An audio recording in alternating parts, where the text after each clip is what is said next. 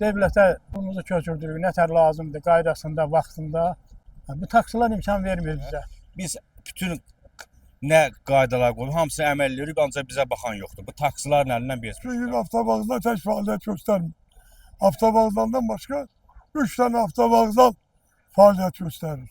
Qanunidir bunlar. Xeyr, hamısı qeyri-qanuni avtovağzallar.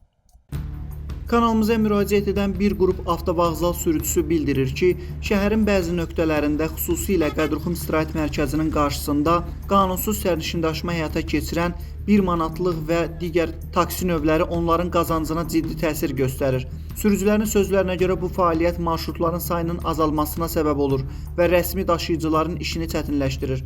Bundan əlavə, şəhərin Köhnə Bazar adlanan Şirvan küçəsi ətrafında yolun bir hissəsinin taksi və digər nəqliyyat vasitələri tərəfindən zəbt edilməsi nəqliyyat axınına mane olur. Sürücülərin dönmə imkanlarını məhdudlaşdırır və qəza riskini artırır. Onlar Azərbaycan Yerüstü Nəqliyyat Agentliyindən və aidiyyatı dövlət qurumlarından məsələ ilə bağlı tədbir görülməsini xahiş edirlər. Daha ətraflı video sujetdə. Eyvazov Fərəhman Feyruzov. Şikayətimiz bundan ibarətdir ki, qardaş. Biz devlətə pulumuzu köçürdürük, nətər lazımdır, qaydasında, vaxtında. Bu taksiler imkan vermir bizə. Taksiler qardaş, gəlib 5 metr aramız var taksi ilə bizim aramız. Mümkündür, heç cür mümkün. Deyirsən belə, deyir, mən belə oldum, mən belə hərəkət edirəm. Gel hara deyirsən deyil. Qanunsuz fəaliyyət göstərirlər. Heç birinin bir dənə qanunlu heç bir şey yox. Bəs aynı məsələ ilə bağlı hansı tədbirlər görür? Heç bir şey yox. Nə qədər deyir bizlik deyil. Ne bizlik deyil. O deyir bizi heç bir qarşısını alamıyor. Biz elə bir 4 lira selmələr, elə içiriz. Heç bir. Qaçan hamısı bu taksi, bu da məsafə də bu da görürsünüz də şükür Allah. Məsafə də burada görürsünüz. Hamısı qaçır taksiyə. Adını da qoyurlar manatlı taksi. Manatlı taksi. Taksidir. Mən neyniyək? Nətər ev? Biz onlarla əlləşməyə deyirik, şeydir.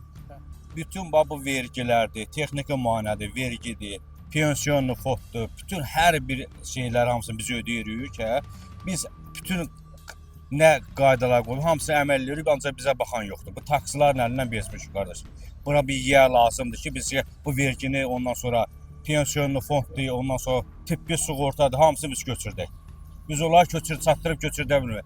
Paşda evimizdə, eşiyimizdə bütün qızılımıza kimi satıb ancaq şey edirik. Bəlkə sabah qazanarıq, bir gün qazanarıq, ancaq bu gün də yox bizə. Bizə xahiş edirəm ki, köməklik olsun, bizə gəlsinlər, bir yer dursunlar. Bu taksilər burada nə qarır? Görün, bu dövlətə bunlar bir köpük pul götürdü, heç kim bir köpük pul götürdü.